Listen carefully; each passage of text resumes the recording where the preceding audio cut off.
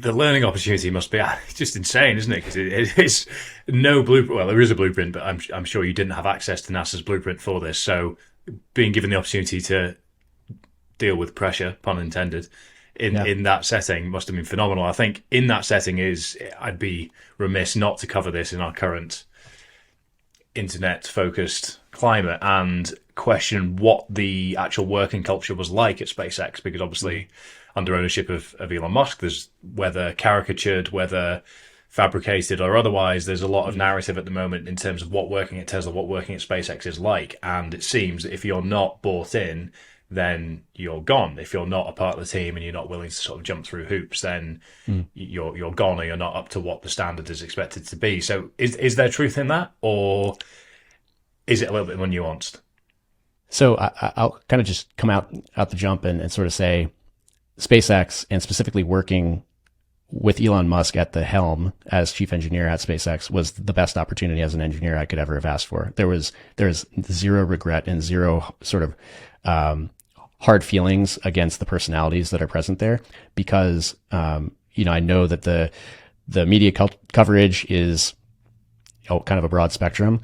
And there's a lot of claims that Elon is specifically just the person who can raise money and sort of advertises himself as chief engineer. And that could not be further from the truth. So he is a legitimate technical mind and has built an organization that operates the way it does only because he understands the goals and how to minimize the hurdles to get there. So, when you were saying we didn't have the blueprint from NASA, NASA actually delivered us basically a Bible of requirements. They said, you have to achieve your vehicle must do exactly these things. And it was essentially defining the design before we had the chance to really solve the problem, right? Instead of saying, here's the problem, think of a creative way to solve it. It was saying specifically, here's how you must solve this. And our job really was to take that book of requirements and convert it into the SpaceX ethos, which actually you can find clips of Elon talking about what we call the algorithm. But the first step in the algorithm is delete the requirement or make the requirements less dumb. And you can imagine when you have an organization like NASA, that's really difficult to do.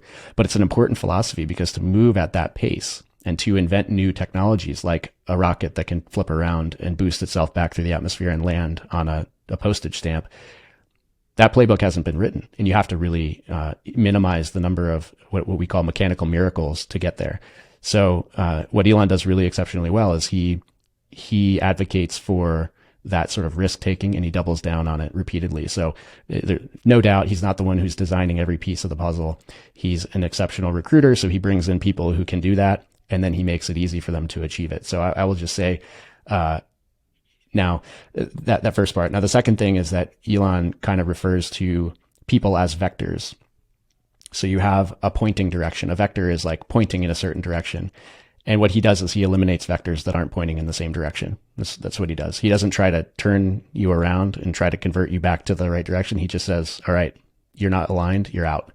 And there's tons of pressure there, like to disagree in a way that is very clear that you are open-minded and that you're not steadfast and dogmatic in the way you're believing about the problem is really important. You can't come in and say, that's not possible, or we have to do it this way. You have to come in and say, here's explicitly why I feel the way I feel, and be open to other opinions. So, there are plenty of reasons why people have left the company, and I think they're all certainly valid. But in my perspective, I would do it 10 times over. Pointed in the right direction whilst you were there, I assume. I suppose so. So was it a case of if you didn't fit, you didn't fit, or was there an element of the individual resilience and tolerance for adjustment that made a difference? So I guess the question really is was it an individual responsibility to be able to work through the challenge of the working culture, or were there some people that actually just on paper great fit, in reality weren't what they were expected to be in terms of the angle of direction? Plenty of both. Yeah. I think, the people who did best there were able to think fast on their feet and find ways to test assumptions even quicker. And so a lot of the really, early on at least, a lot of the standard ways of sort of building an aerospace program are very analytical, very slow moving, sort of reducing risk to near zero.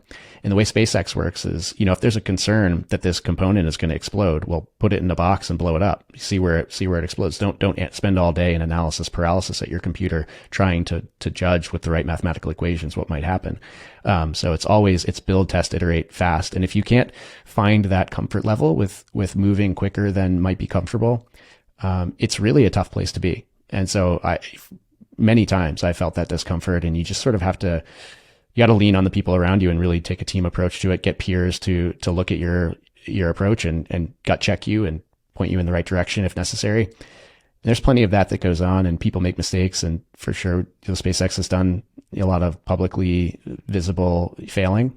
And some people aren't comfortable with that. They want their work to be perfect, and they want to make sure that it works the first time. And I will say that's not the environment for that mentality.